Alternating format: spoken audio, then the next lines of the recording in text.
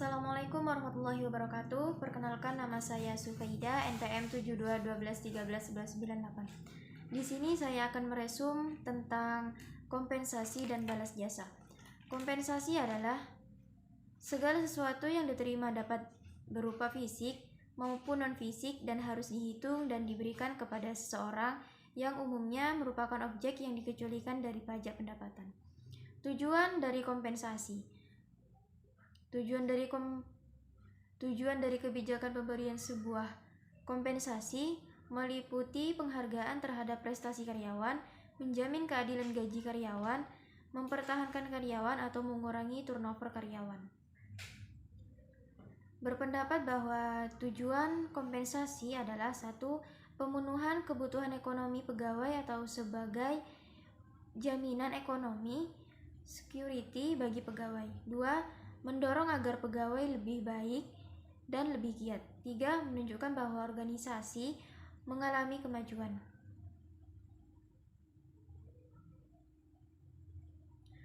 Faktor-faktor yang mempengaruhi besarnya kompensasi karyawan. 1. Jenis pekerjaannya dan pengalamannya. Jenis pekerjaan, tanggung jawab, serta pengalaman karyawan adalah sebagai dari faktor-faktor penting yang mempengaruhi besarnya kompensasi dan gaji karyawan. 2. Peraturan pemerintah.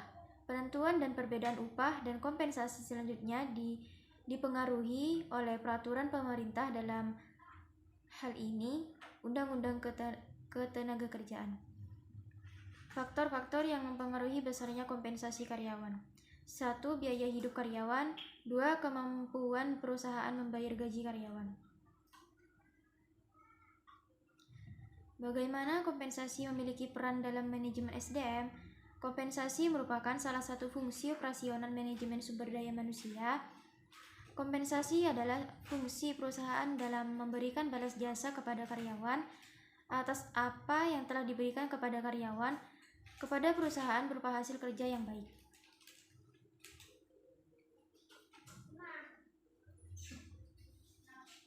Pengertian balas jasa.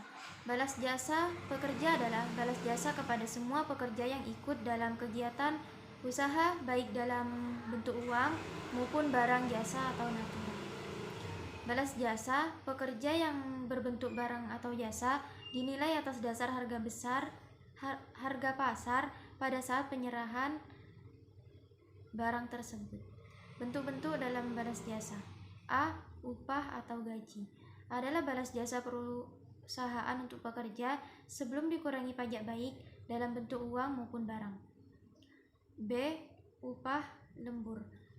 Upah lembur adalah upah yang diberikan atau dibayarkan kepada pekerja yang bekerja di luar jam kerja.